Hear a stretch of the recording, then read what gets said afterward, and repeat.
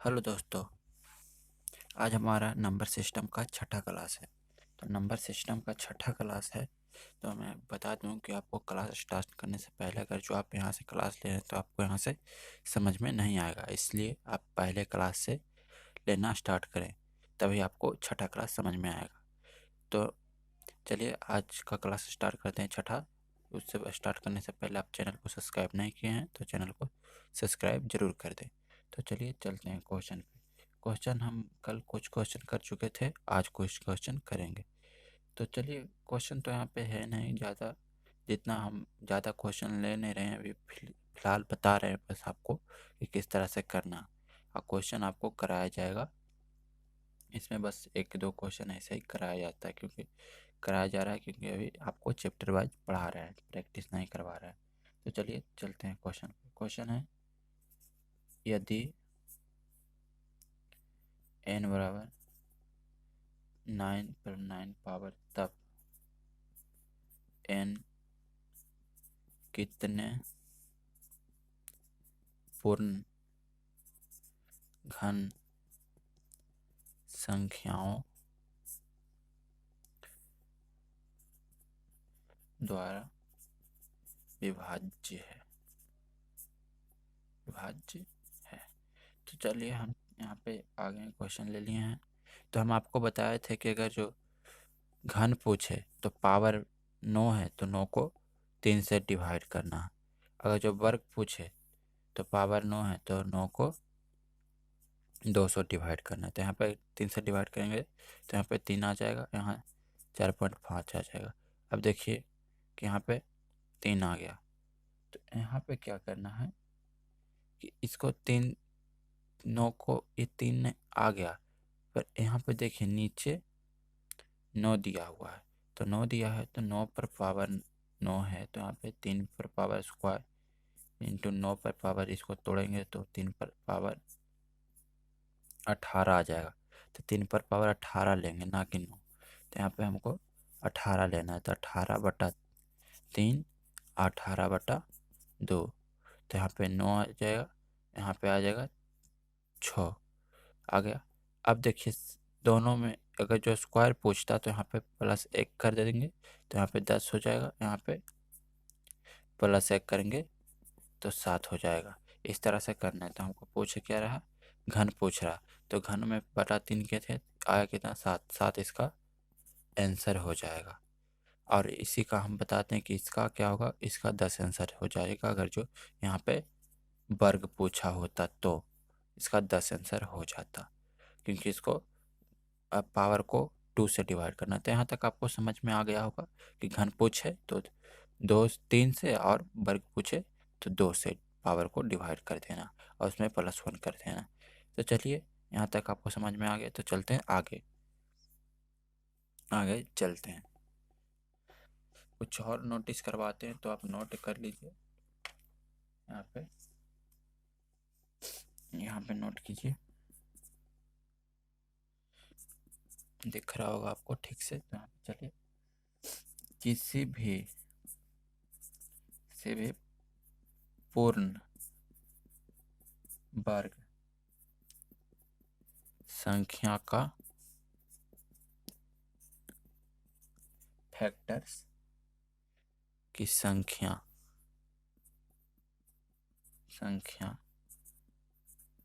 हमेशा ऑड होता है।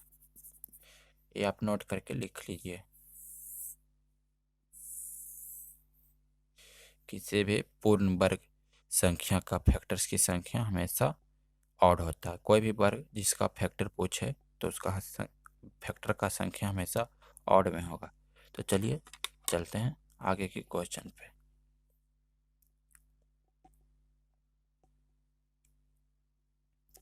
चलिए देखिए, हम यहाँ पे लिखे हैं ऊपर गुणनखंडों का गुणनफल।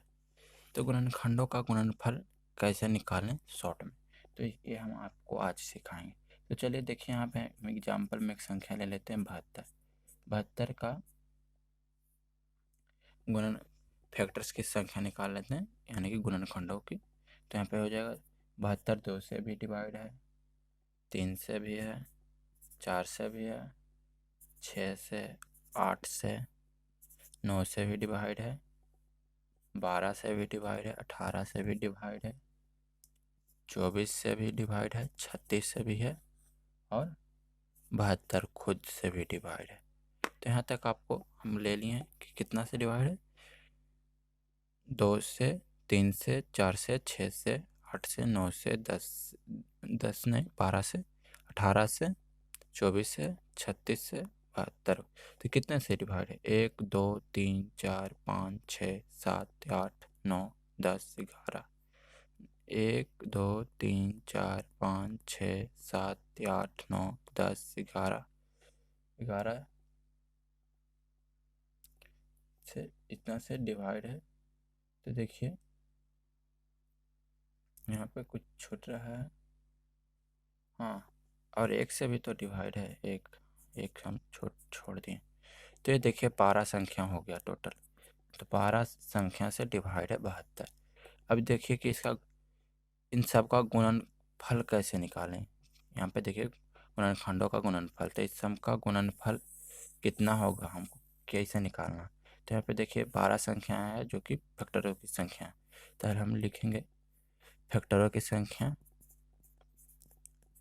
फैक्टर्स की संख्या बटा 2। तो यहाँ पे 12 है, 12 बटा 2 करेंगे तो यहाँ पे आ जाएगा हमको 6 आ जाएगा। 6 आ जाएगा तो हम क्या करेंगे कि इस 72 पे पावर 6 कर देंगे तो हमको ये आ जाएगा गुणनखंडों का गुणनफल। तो गुणनखंडों खंडों गुणनखंडों का गुणनफल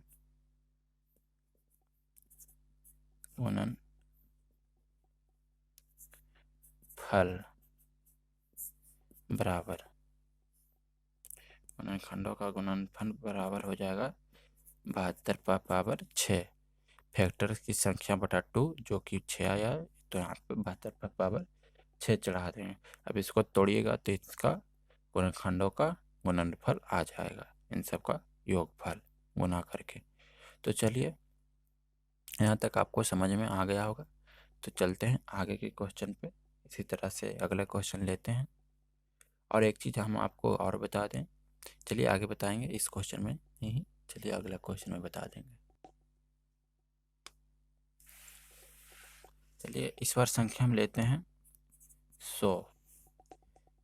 तो 100 लेते हैं तो इसका फैक्टर हो जाएगा, 1 से भी डिवाइड है, 2 से भी है, 4 से भी है, 5 से भी है, 10 से भी है और 20 से भी है, 25 से भी है, 50 से भी है, खुद 100 से भी डिवाइड है। तो यहाँ पे हम इतना संख्या आ गया, कितना इतना इतना इतना इतना इतना इतना से 100 डिवाइड है। तो ये संख्या गिन लेते हैं, 1 2 3 4 5 6 7, 1 2 3 4 5 6 7 8 9, यहाँ पे 9 संख्या आ गया। तो फैक्टर्स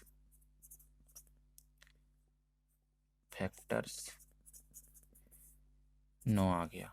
अब इसको बटा 2 कर देंगे तो हमको 4.5 आ जाएगा। तो 4.5 आ गया। अब देखिए कि इसका गुणनखंडों का गुणनफल का योग। तो गुणनफल कैसे निकालें। तो इसका हो जाएगा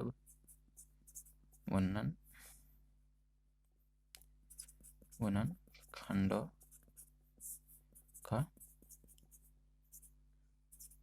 गुणनफल बराबर हो जाएगा 100 पर पावर 4.5, यानी कि 100 पर पावर 4 प्लस 100 पर पावर 1/2, इतना इसका हो जाएगा। तो इस तरह से आपको गुणनखंडों का गुणनफल निकाल लेना। गुणनफल तो यहाँ तक आपको समझ में आ गया हो, क्योंकि इस चैनल पे आपको समझाया ही जाता है ज़्यादा, ना कि आपको क्वेश्चन कराया जा रहा है। अभी आपको क्वेश्चन भी कराया जाएगा, ऐसा नहीं कि क्वेश्चन आपको बहुत ज़्यादा कराया जाएगा, पर अभी आपको समझाया जा रहा है 1 ही 2 क्वेश्चन से। तो चलिए आगे चलते हैं। पर यहाँ पे हम आपको एक चीज़ बताने वाले थे, वो ये बताने वाले थे जैसे कि देखिए यहाँ पे 10 है, 10 जो कि बीच में आ रहा है, तो जितना बीच में आ रहा है तो जितना इधर संख्या होगा उतना ही इधर भी संख्या होगा। तो चलिए देख लेते हैं। 1 2 3 4, 4 संख्या ये। तो यहाँ पे देखिए इधर 1 2 3 4, 4 संख्या, तो इधर भी 4 संख्या होगा। 1 2 3 4, इधर भी 4 संख्या।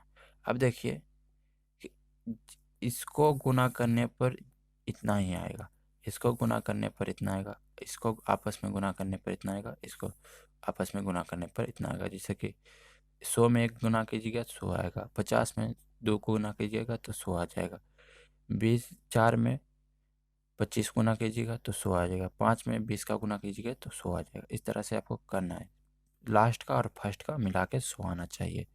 सभी में सभी सभी गुणनखंड में ऐसा नियम लगता है। तो चलिए चलते हैं अगले क्वेश्चन पे, आगे क्या कहता है। चलिए चलिए चलते हैं।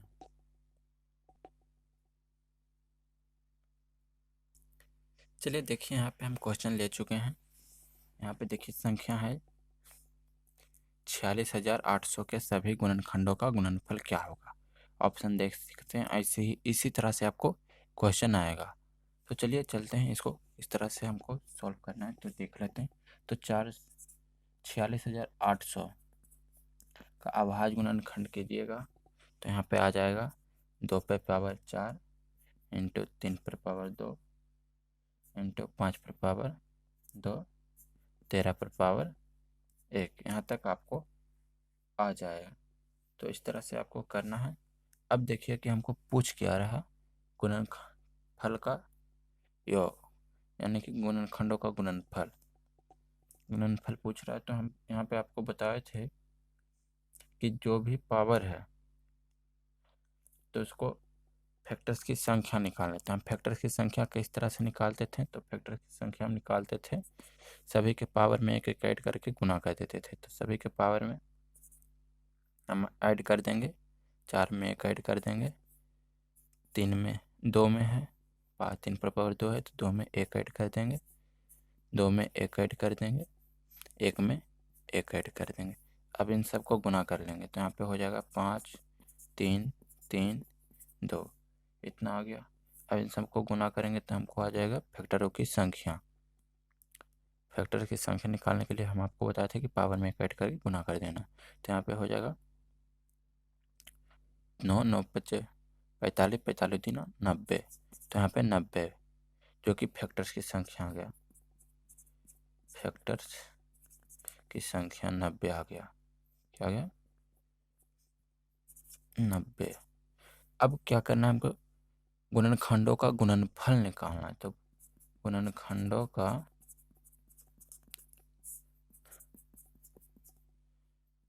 गुणनफल बराबर हो जाएगा संख्या पर क्या करेंगे, इसका फैक्टर्स, टोटल फैक्टर्स 90 आए तो 90 का 2 कर देंगे तो 45 आ जाएगा, और संख्या पर इतना पावर चढ़ा देंगे तो 46,800 पर पावर 45 हो जाएगा इसका आंसर। तो ये कितना 45 पावर, देखिए ऑप्शन नंबर ए में है, तो ऑप्शन नंबर ए सही हो जाएगा। इस तरह से आपको करना है, तो अब यहाँ पे इसका आंसर सही हो जाएगा। तो इस तरह से आपको करना है, पहले फैक्टर्स की संख्या निकालना है, उसको बटा 2 कर देना, जो भी आएगा बटा 2 करने के बाद वो संख्या पर पावर चढ़ा देना है, तो गुणनखंडों का गुणनफल आ जाएगा। उसको सॉल्व करने के बाद इतना को हम सॉल्व करेंगे तो गुणनखंडों का गुणनफल आ जाएगा, यानी कि इन सबको आपस में गुना करने पर आ जाएगा इसका 90 संख्या। यहाँ पे संख्या नहीं, यहाँ संख्या दिया है इसका अभाज्य गुणनखंड, या ना कि फैक्टर्स 90, फैक्टर्स इसका 90 है, ये अभाज्य गुणनखंड है। तो चलिए यहाँ तक आपको समझ में आ गया होगा। चलते हैं आगे, क्योंकि आपको यहाँ पे देखिए लेट होता है पर आपको समझाया अच्छा जाता है, तो आप वीडियो फास्ट करके भी देख सकते हैं जिनको लगता है कि हमको समझ में आ रहा है। यहाँ पे उन सभी को समझाया जाता है जो कि 0 लेवल से हैं। तो चलिए चलते हैं आगे। देखिए यहाँ पे हम क्वेश्चन ले चुके हैं 576 का गुणनखंडों का गुणनफल निकालें। तो देखिए 576 एक का 576 का पहला अभाज्य गुणनखंड कर लेंगे, तो 576 जो कि 24 का वर्ग है, तो 24 ले लेंगे। अब देखिए 6 चौक 24 होता है, यहाँ पे स्क्वायर ले लिया। अब देखिए इसका 2 का स्क्वायर, यहाँ पे 3, 2 इंटू 3 हो जाएगा स्क्वायर। अब देखिए यहाँ पे क्या करेंगे, इसका ले लेंगे 2 पर पावर 3 इंटू 3 पर स्क्वायर हो जाएगा। अब देखिए यहाँ पे हम तोड़ेंगे तो यहाँ पे हो जाएगा 2 पर पावर 3 दूनी 6 इंटू 2 पर 3 पर पावर 3 पर पावर 2, इतना हो जाएगा इसका अभाज्य गुणनखंड, ये आ गया। अब देखिए कि आगे क्या करेंगे, इसका पहले हम निकाल लेंगे फैक्टर्स की संख्या। तो फैक्टर्स की संख्या पावर में एक ऐड करेंगे, फैक्टर्स की संख्या बराबर हो जाएगा, फैक्टर्स की संख्या बराबर, तो यहाँ पे पावर में एक ऐड कर देंगे, तो 6 1 7 और 2 1 3, यहाँ पे 21 आ गया फैक्टर। अब हमको अभाज्य गुणन इसका गुणनखंडों का योग निकालना है, तो हमको क्या करना है, संख्या दिया है 576, तो 576 पर हमको 21/2 का पावर चढ़ा देना है, तो यहाँ पे हो जाएगा इसका अभाज्य गुणनखंड का फैक्टर्स। तो चलिए चलते हैं, इसको अगर जो सॉल्व करेंगे तो 24 का स्क्वायर इंटू 21, ये दोनों कट गया, 24 पर पावर 21 चढ़ जाएगा, तो इसका आंसर ये हो जाएगा। ये भी हो सकता है, यहाँ पे भी छोड़ दे, आपको हो सकता है यहाँ तक भी आपको कर दे, तो 24 पर पावर 21 इसका आंसर हो जाएगा। पर यहाँ पे हम आपको एक चीज़ और बताए थे पहले कि अगर जो संख्या पूर्ण वर्ग हो तो उसके फैक्टरों की संख्या हमेशा ऑड होता। तो यहाँ देखिए 576 एक पूर्ण वर्ग है, 24 का वर्ग है, तो यहाँ पे फैक्टरों की संख्या हमेशा ऑड है। 21 जो कि ऑड विषम संख्या है, तो यहाँ पे ऑड होगा। तो ये आपको समझ में आ गया होगा। तो चलिए चलते अगले क्वेश्चन पे।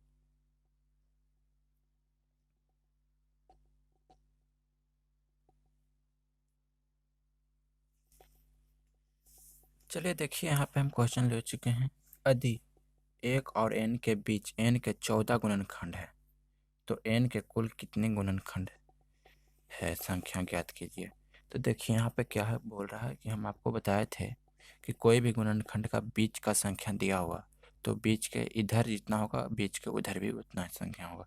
तो चलिए चलते हैं, बोल रहा है क्वेश्चन पे, एक है 1 और n रूट n के बीच 14 संख्या और n के बीच 14 संख्या है, तो यहाँ पे इधर भी n के बीच हो जाएगा 14 संख्या, इधर भी 14 तो इधर भी 14, क्योंकि n रूट n है जो कि बीच में है, तो बीच में है, बोल रहा है बीच के बीच रूट n के बीच, तो यहाँ पे आपको 14 और 14 दिया हुआ है, तो ये हो जाएगा, दोनों को जोड़ देंगे तो यहाँ पे 28 हो जाएगा।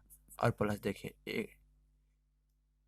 एक और रूट n के बीच, एक और रूट n के बीच, एक और रूट n के बीच 14 संख्या है, ना कि इसको गिन रहा है, तो इसको हम गिन लेंगे 1 2 3, तो प्लस 3 कर देंगे, तो यहाँ पे हमको 31 हो जाएगा, जो कि ऑप्शन नंबर सी में दिख रहा है, तो ऑप्शन नंबर सी सही हो जाएगा। यहाँ तक आपको समझ में आ गया होगा कि बीच में जो दिया रहे, जितना संख्या इन दोनों के बीच में होगा उतना संख्या इधर भी होगा। तो यहाँ तक आपको समझ में आ गया होगा, यहाँ 14 दिया है तो इधर भी 14 हो जाएगा। तो चलिए चलते हैं अगले क्वेश्चन पे, क्या देख लेते हैं वीडियो कितना लंबा हुआ है। तो यहाँ पे देखिए वीडियो लंबा हो गया, तो चलिए हम आगे का क्लास कल करेंगे। तो आज का क्लास यहीं समाप्त होता है। आप वीडियो को कर दीजिए लाइक, चैनल को कर दीजिए सब्सक्राइब, इसी नाम से एक टेलीग्राम चैनल है, वहाँ पे आप जाके ज्वाइन कर लीजिए। तो चलिए अब वीडियो से लेते हैं अलविदा, और आपको वीडियो कैसा लगा ये कमेंट में ज़रूर बताएं, ताकि हम आपको आगे और अच्छा वीडियो बनाएं और आपको अच्छे से क्वेश्चन कराएं। आपको कैसा स्लो लगता है, फास्ट लगता है, ये भी आप बताएं। तो चलिए चलते हैं, हम वीडियो से अलविदा लेते हैं।